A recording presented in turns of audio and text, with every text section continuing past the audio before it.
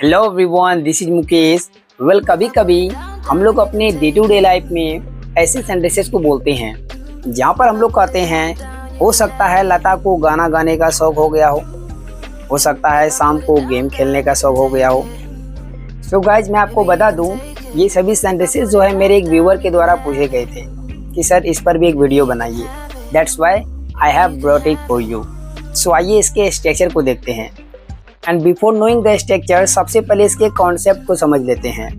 तो किसी चीज़ का शौक हो जाना या लत लग जाना, उसका शौकीन हो जाना, इसके लिए हम लोग इंग्लिश में फ्रेजल वर्ब यूज करते हैं फॉन्ड ऑफ का।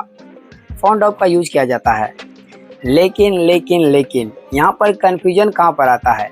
हम लोग सिंपल सेंटेंस जानते हैं, जैसे कि मुझे इंग्लिश बोलने का शौक है, या मैं इंग्लिश बोलने का शौकीन हूँ, या मुझे इंग्लिश बोलने का लत लग गया है, या मुझे इंग्लिश बोलने का लत है।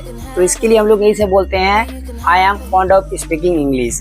लेकिन याद रखिएगा, तो मुझे इंग्लिश बोलने का शौक है या शौकीन हूँ, मुझे शौक हो गया है इंग्लिश बोलने का। तो कोई काम हो गया है तो प्रेजेंट का स्थिति क्या है कि उस काम को करने की उसका क्या है, शौक है, मतलब शौकीन है, उसे लत लग गया उस काम को करने का। तो हिंदी में हम लोग बड़ी लंबा चौड़ा सेंटेंस बोल देते हैं, but structure same to same होंगे।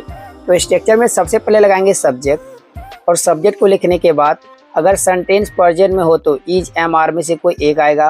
यदि सेंटेंस आप पास्ट में लिखना चाहते हैं तो वॉज या वर में से कोई एक लिखना है, ठीक है। उसके बाद आपको लगाना है phrasal verb fond of.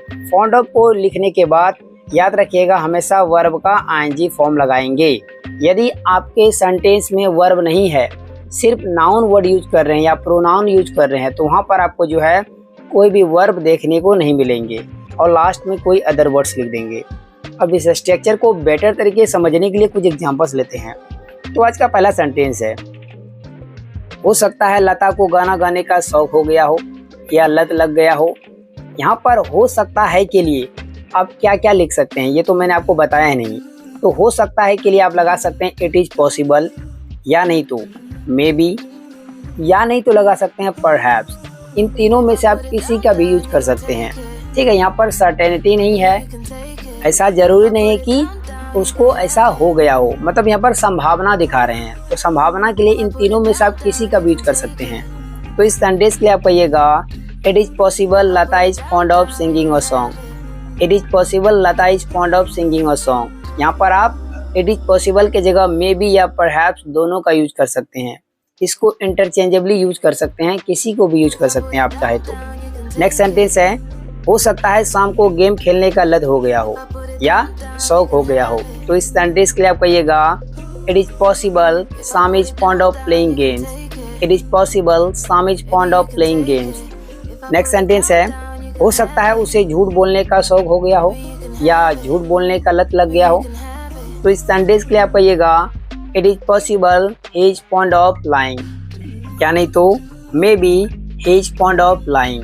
Telling और लाई भी कर सकते हैं।